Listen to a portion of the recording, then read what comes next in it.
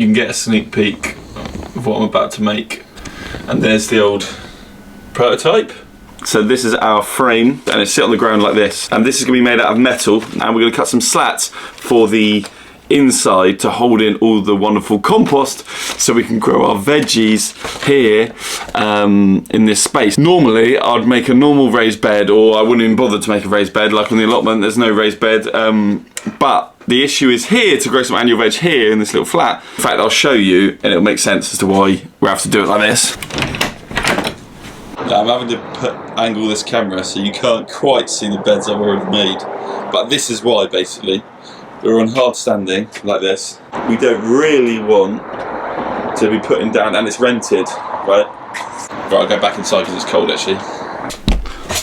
Now I was going to say the reason why I was going to do them like this, because at any point the landlord could come round, hike up the rent, or we want to leave, or we don't want to damage the ground. So I wanted it to be as mobile as possible to be able to just whip him in the back of my van even if needs be, and take him somewhere else. Also, because there's such a small space and you can't really access all of the area that well, I've put them on wheels, so you'll see they'll be able to slide around, so I can put a load in one corner if I need to, and then if I need to get to them, slide around, get in there, harvest whatever it is, weed. So that's the design. This is it then. We're ready to get stuck into making one of these babies, and this is the last one.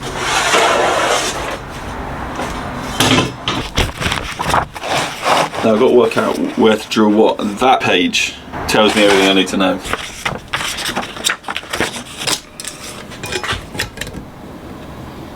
Now I don't actually like using metal really, because I know it's horrible. Like you got to, every time you do anything with it, it's so loud, or you got to use oil, so oil gets everywhere. The little metal shards are horrible compared to bits of wood. But for this instance, I do just feel like it's the right material, which is a bit of a shame because I didn't want to necessarily be using it, and the energy involved in producing it, etc. It's not great. But the thing is, for outside, using wood or anything, you know, especially it's got to take a lot of weight, it's not great. And also, you know, to get rot resistant enough wood, it'd just be so expensive to do and wouldn't really be quite up to the job, I don't think. So yeah, it's a bit of a shame to be using it in a sense, but it does make them look nice, I think, and the most important thing, they last forever. These on this build, there's lots and lots of just marking out holes. That's one good thing about it, to be fair. Once you've marked out and drilled the holes, a couple of bolts slot in and happy days, it's all finished. Right, now I've finished marking them. Now it's a long case of drilling them all out. All those marks, all this metal here is now going to be drilled. Another long bit.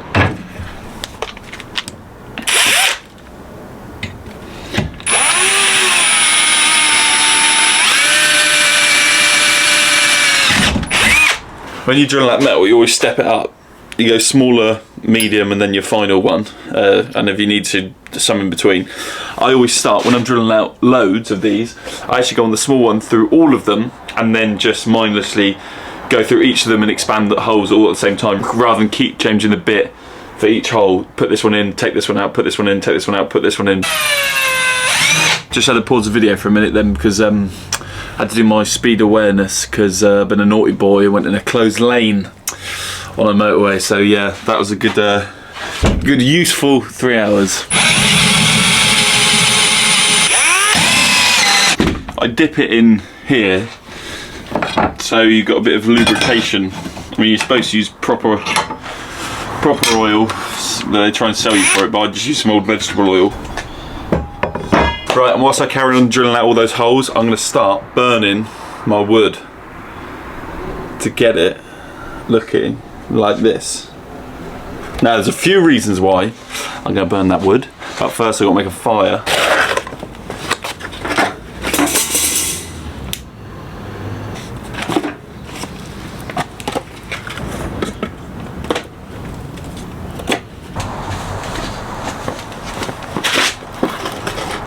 So there's a couple of reasons why I'm going to burn the wood. So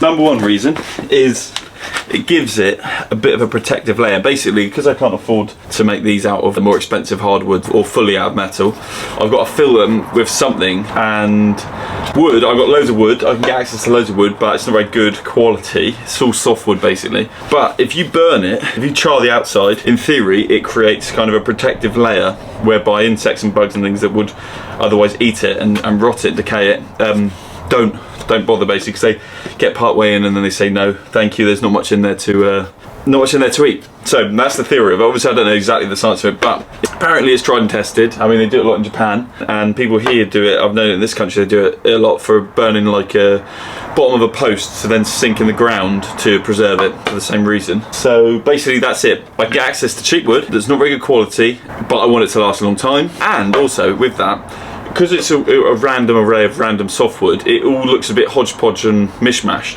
Whereas giving it a char kind of homogenises the whole thing to make the bed look like one complete thing, rather than, yeah, kind of like a mishmash of kind of that reclaimed wood kind of thing, which that aesthetic I don't dislike at all, but it's not for everywhere. And here I think it works a little bit better, it looks a little bit more modern to have kind of the metal and then the burnt wood, like a homogenised wood, which the charring does that.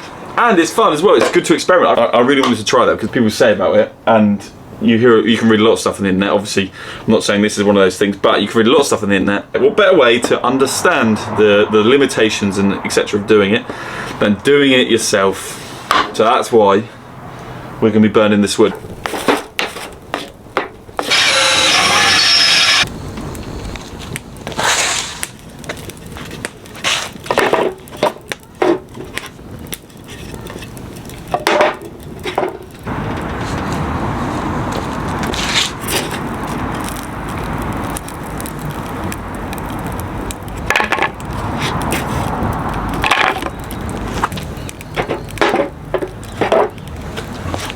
So what I need to make, oh, you can't actually see me here, can you?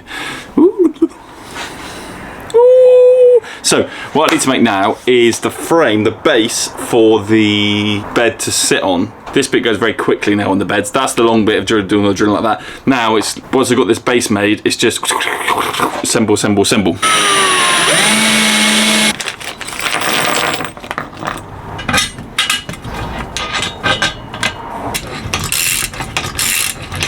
Got 3 of the wheels on, exactly the same.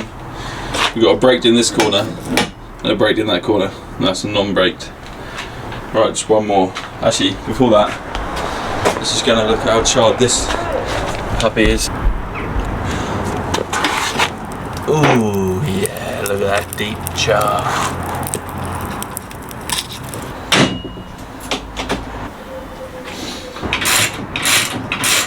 That's the base made. This is it. Nice and strong. Oh. So these bits are pre-drilled. So I literally pop that on there, like that. Line it up roughly so I've got the bottom of it. Do a little mark, drill that out.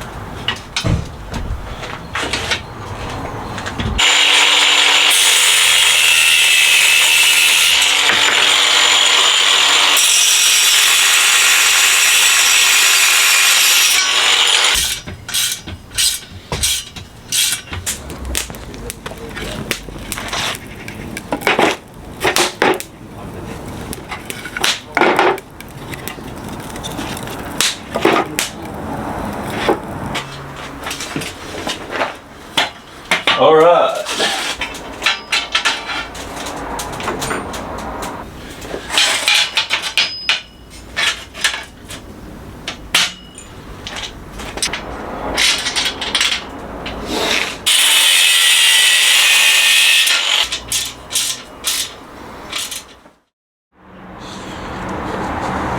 Right, so it's the next day.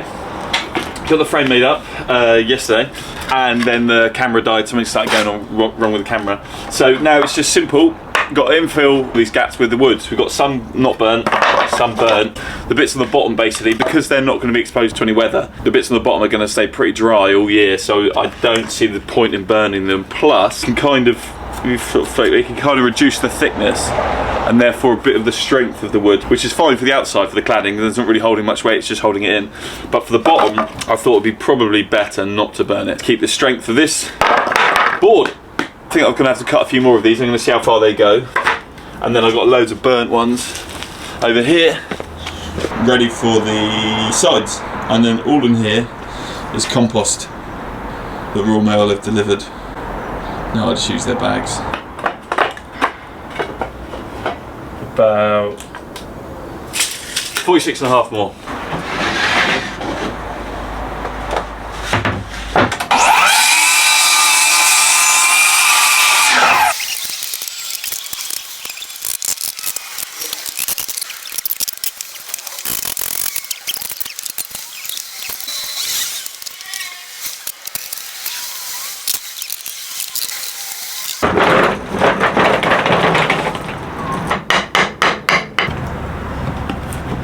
So the way this end's worked out, there's going to be little gaps in there, but to be honest, I'm not too bothered about that because a couple of reasons. There's going to be plastic holding it all in anyway, and it will expand a bit because it's super dry now because obviously it's just been burnt.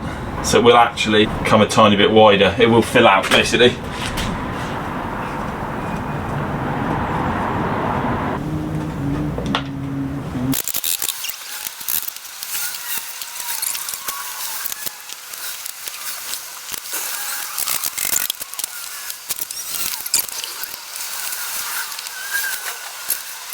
Right, the glue up's complete, so it's just a case. Clean off any little extra bits of glue that come out. Right, now,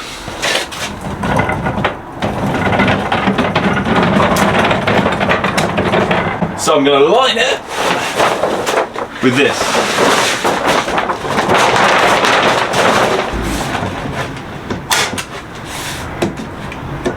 Yeah, to be honest, I'm not sure exactly how I feel about using this plastic. I mean, basically the idea of it is just to make the beds last longer.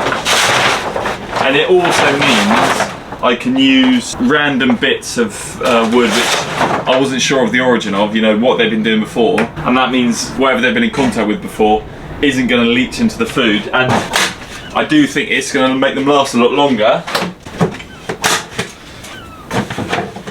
But it never feels really good to use more plastic, does it? Yeah, as plastic goes, however, this stuff's not too bad. I mean, it's 100% recycled, so my theory is any of the stuff that could be leaching out of a plastic, some of it would have already leached out of it's already had a prior life, and it's not going to be exposed at all to any UV, so it's not going to degrade very quickly, because that's one of the big problems with how quickly it can degrade the plastic is UV exposure, but obviously this isn't going to have any.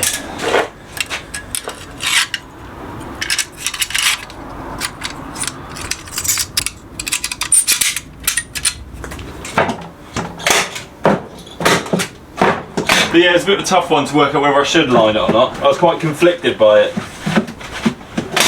Ultimately though, the longevity and the fact that I can use them means I can use any wood, which in itself is environmental positive, sold me.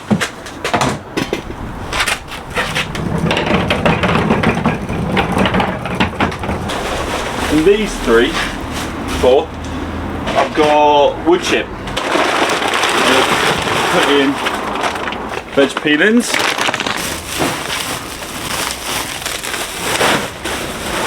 Also, when I say wood chip, I mean well rotted wood chip. Very well rotted. It's probably actually like 4 years old, something like that. 3-4 years old. Yeah, I got one more bag in. As you can kind of see, it is kind of turning into a bit of a compost. See like this. The rest is compost. Organic compost.